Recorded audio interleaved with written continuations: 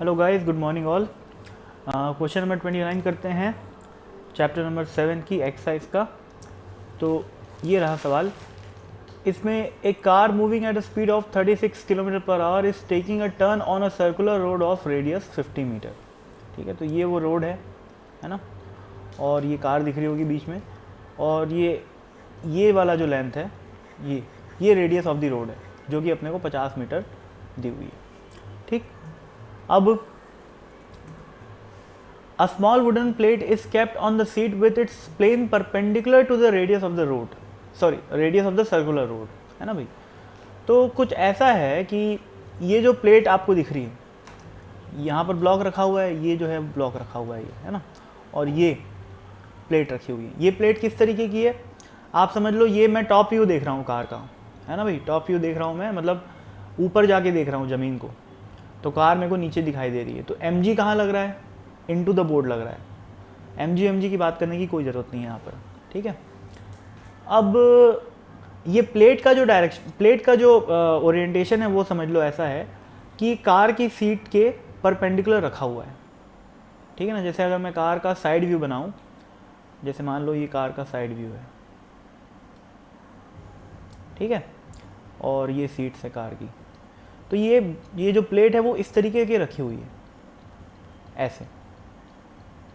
ठीक है ना, और यहाँ पर जो है मैं ब्लॉक को रेड कलर से बना देता हूँ। ये यहाँ पर ऐसे करके ब्लॉक रखा हुआ है सीट के ऊपर। ठीक है, ब्लॉक सीट के ऊपर रखा हुआ है और उस वुडन प्लेट के सहारे रखा हुआ है। ठीक है, तो ये ओरिएंटेशन आपको समझ में आ गया होगा, आई होप, प्लेट का, है ना, वुडन प्लेट का ना। जो ब्लॉक का मास है वो 100 ग्राम दे रखा है। ठीक है, और सीट देखो, is kept on the seat which rest against the plate. ठीक है, अच्छी बात है। The friction coefficient between block and the plate is mu is equal to 0.58। तो जो प्लेट है, वुडन प्लेट, और जो ब्लॉक है, उसके बीच का फ्रिक्शन कोफिशिएंट अपने को 0.8 दे रखा है। और चूंकि सीट और ब्लॉक के बीच का फ्रिक्शन कोफिशिएंट नहीं दिया हुआ है, तो हम ये अज्यूम करेंगे कि सीट और ब्लॉक के बीच में कोई भी फ्रिक्शन नहीं है। ठीक है ना भाई, तो ये अपने को अज्यूम करना पड़ेगा क्योंकि नहीं दिया हुआ है, और यही अज्यूम करने से आंसर भी आता है, तो हमारा अजम्पशन सही भी है। ठीक है, now find the normal contact force exerted by the plate on the block. तो देखो भाई, मैं यहाँ पर इसकी एफबीडी बनाऊंगा। इस ब्लॉक पे नॉर्मल कॉन्टैक्ट फोर्स इस डायरेक्शन में लगेगा, है ना, रेडियली इनवर्ट डायरेक्शन में। और एम जी नीचे गलती से ऐसे मत लगा देना, क्योंकि हम क्या देख रहे हैं, टॉप व्यू देख रहे हैं, तो एम जी कहाँ लग रहा है, इनटू द बोर्ड। और सीट जो नॉर्मल रिएक्शन लगा रही है वो कहाँ लग रहा है, आउट फ्रॉम द बोर्ड, क्योंकि हम लोग टॉप व्यू देख रहे हैं। तो वो जो फोर्सेस है, एम जी और normal reaction by the seat, ये दोनों फोर्सेस वर्टिकल डायरेक्शन में। ठीक है ना, तो वर्टिकल डायरेक्शन में मोशन तो हो नहीं रहा है, तो हमें उससे कोई मतलब है नहीं। ठीक है, तो ये तो हॉरिजॉन्टल प्लेन में ऐसे गाड़ी गोल गोल घूम रही है। ठीक है, तो मैं सिंपली ऐसा बोल सकता हूँ कि one and only force which is acting toward centre is normal reaction exerted by the plate on the block. एकमात्र फोर्स जो कि सेंटर की तरफ लग रहा है ब्लॉक पे, वो किसके द्वारा लगाया जा रहा है, प्लेट के द्वारा। और वो कौन सा फोर्स है, नॉर्मल रिएक्शन। तो normal reaction is playing the role of centripetal force. ठीक है, तो normal reaction will be equal to what, mass into A C. A centripetal acceleration है, और एन यहाँ पर क्या है, नॉर्मल रिएक्शन, जो कि सेंट्रीपिटल फोर्स का काम कर रहा है। ठीक है, तो ये हो जाएगा 0.1, मास देखो 100 ग्राम दिया हुआ है, तो 0.1 kg हो गया। ए सी क्या होता है, वी स्क्वायर बाय आर होता है, तो वी स्क्वायर बाय आर में देखो वी कितना है, 36 किलोमीटर पर आवर। 36 को मीटर पर सेकेंड में कन्वर्ट करोगे तो क्या करोगे, 5 डिवाइडेड बाई 8 करोगे। ठीक है ना, तो ये हो जाएगा 10। तो वेलोसिटी का स्क्वायर मतलब हो गया 100, और आर कितना है भैया, आर है 50 मीटर, है ना, तो ये आ गया 50। ठीक है, तो ये 2 ज़ा, और 0.1 इंटू 2 कितना हो गया, 0.2। तो 0.2 न्यूटन का नॉर्मल रिएक्शन एग्जर्ट किया जा रहा है, किसके द्वारा, प्लेट के द्वारा। किस पे, ब्लॉक पे, किस डायरेक्शन में, towards the centre of the road. ठीक है, तो ये हो गया आपका पार्ट ए कंप्लीट। अब पार्ट बी पढ़ते हैं आगे। The plate is slowly turn so that the angle between the normal to the plate and the radius of the road slowly increases. ऐसा बोला हुआ है कि मैं ये जैसे प्लेट है अपनी, और यहाँ पर ब्लॉक रखा हुआ है, ठीक है ना। तो इस प्लेट को क्या किया है, कर रहे हैं अपन, घुमा रहे हैं इस डायरेक्शन में, सच दैट जैसे प्लेट का जो नॉर्मल डायरेक्शन है वो ये है ना। तो अगर प्लेट को मैं ऐसे घुमा दूंगा, सॉरी मान लेते हैं मैं प्लेट को घुमा के इस पोजीशन पे ले आया, ठीक है, तो प्लेट का नॉर्मल डायरेक्शन ऐसा हो जाएगा। और ये जो ब्लैक डॉटेड लाइन है वो इनिशियली रेडियस, ये जो रेडियस था उससे कोलिनियर थी, पर अब वो किसी एंगल थीटा पे आ गई, ठीक है ना भाई। तो समझने वाली क्या बात हो गई भाई, कि किसी समय प्लेट ऐसी हो गई, ठीक है, और ये जो प्लेट, ये जो नॉर्मल डायरेक्शन है वो अब रेडियस वेक्टर के साथ थीटा एंगल बना रहा है, ठीक। अब सोचो अब होगा क्या, अब मैं इसकी एफबीडी बनाऊंगा इस ब्लॉक की, ठीक है। इस ब्लॉक की अगर मैं एफबीडी बनाता हूँ तो देखो क्या क्या आएगा। सबसे पहले भाई तो नॉर्मल रिएक्शन, जो कि कौन लगाएगा, प्लेट लगाएगी इस डायरेक्शन में, ठीक है, परपेंडिकुलर डायरेक्शन में। और एक लगेगा अपने को रेडियली आउटवर्ड डायरेक्शन में सेंट्रीफ्यूगल फोर्स। मैं एक काम करता हूँ, मैं इस रोटेटिंग इस कार के फ्रेम में बैठ जाता हूँ। तो कार की फ्रेम मतलब रोटेटिंग फ्रेम ऑफ रेफरेंस हो गया। तो एक नॉर्मल क्या बोलते हैं, सेंट्रीफ्यूगल फोर्स लगाऊंगा रेडियली आउटवर्ड डायरेक्शन में, ठीक है, जिसकी वैल्यू क्या होगी, mv²/r। अब समझो इस mv²/r के दो कंपोनेंट होंगे, ठीक है। एक कंपोनेंट होगा इस डायरेक्शन में, यानी कि इस प्लेट के परपेंडिकुलर डायरेक्शन में, यानी कि प्लेट की नॉर्मल डायरेक्शन में, और दूसरा कंपोनेंट होगा इस डायरेक्शन में, यानी कि प्लेट के अलोंग, ठीक है। ये एंगल थीटा है तो ये एंगल भी थीटा हो जाएगा। तो ये वाला कंपोनेंट हो गया mv²/r cos थीटा, और ये वाला कंपोनेंट हो गया mv²/r sin थीटा।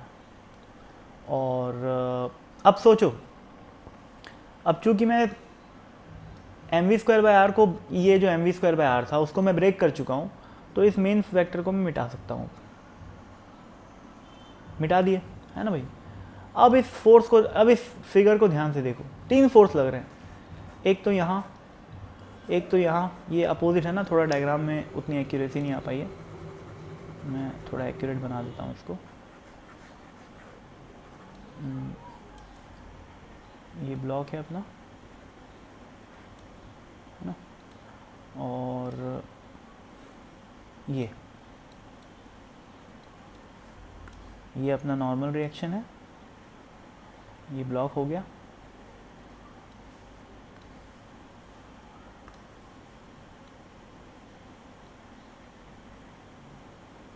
ठीक है। और ये जो हो गया अपना mv²/r cos थीटा, ये हो गया अपना mv²/r sin थीटा, ठीक है, ये वाला फोर्स। अब सोचो ये नॉर्मल रिएक्शन इसको बैलेंस कर लेगा। भाई ध्यान दे देना कि मैं रोटेटिंग फ्रेम ऑफ रेफरेंस में बैठ चुका हूँ, ठीक है ना। तो ये ब्लॉक कैसे है, अब ये ब्लॉक इक्विलिब्रियम पे है, क्योंकि मैं ऑलरेडी कार में बैठ चुका हूँ, तो मेरे रिस्पेक्ट में ये ब्लॉक इक्विलिब्रियम पे दिखाई देगा मेरे को, ठीक है ना भाई। तो मैं क्या करूँगा, इस n को इसके बराबर पुट कर दूंगा, तो नॉर्मल रिएक्शन की वैल्यू तो इसके बराबर आ गई, इसमें कोई दिक्कत नहीं है, ठीक है। ये वाला एंगल थीटा है, ठीक है, ये एंगल थीटा है, ध्यान रखना इस चीज़ को।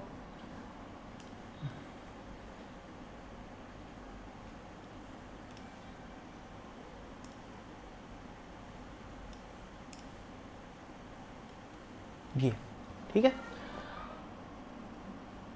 अब सोचो इस ब्लॉक की टेंडेंसी क्या है, ये प्लैंक है अपना, है ना। प्लैंक को मैं एक काम करता हूँ, कुछ और कलर से शो कर देता हूँ। ये अपना प्लैंक है, ये ब्लू कलर का प्लैंक है। तो सोचो यहाँ पर प्लैंक के साथ ब्लॉक कांटेक्ट में है, और ब्लॉक कहाँ जाना चाहता है, इस डायरेक्शन में जाना चाहता है। किसकी वजह से, इस फोर्स की वजह से। तो फ्रिक्शन कहाँ लगेगा, पीछे की तरफ लगेगा, ठीक है ना भाई। फ्रिक्शन जो है पीछे की तरफ लगेगा, और अगर ये वैल्यू बहुत छोटी है तो फ्रिक्शन जो है उसको बैलेंस आउट कर जाएगा और इस प्लैंक के अलोंग भी इक्विलिब्रियम अपने को मिल जाएगा। लेकिन अगर मैं थीटा को बढ़ाते जाऊँ, थीटा को मैं अगर सोचो बढ़ाते जाऊँ तो mv²/r तो कांस्टेंट है, पर साइन थीटा बढ़ते जाएगा।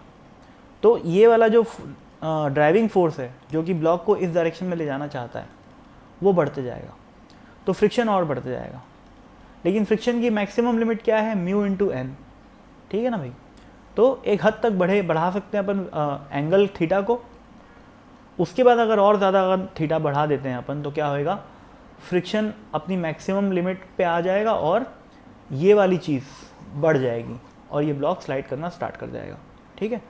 तो मैं ये बोल सकता हूँ कि मैक्सिमम एंगल थीटा वो तब आएगा जब f की वैल्यू क्या हो जाएगी, म्यू इंटू एन, ठीक है भाई। तो मैं कुछ एडिटिंग कर देता हूँ इस डायग्राम में, और f की जगह मैं सीधा अब लिख सकता हूँ म्यू इंटू एन, और थीटा की जगह मैं क्या लिख सकता हूँ, मैक्सिमम थीटा, ठीक है ना भाई। तो अब देखते हैं, अब नॉर्मल देखो भाई, ये नॉर्मल रिएक्शन इसके बराबर है, तो n बराबर सीधा मैं लिख सकता हूँ mv²/r cos थीटा, और ये थीटा ध्यान रखना थीटा मैक्स है, ठीक है। और दूसरी इक्वेशन क्या लिखूंगा, म्यू इंटू एन बराबर ये वाला फोर्स, तो mu into N is equal to mv²/r sine theta. दोनों इक्वेशन को डिवाइड कर देंगे तो ये और ये कट जाएगा, n और n कट जाएगा, और cos बाय साइन यानी कि cot थीटा बन जाएगा। cot theta is equal to क्या आ जाएगा, म्यू आ जाएगा, सॉरी 1/μ आ जाएगा। इसका मतलब tan थीटा क्या आ गया, म्यू आ गया।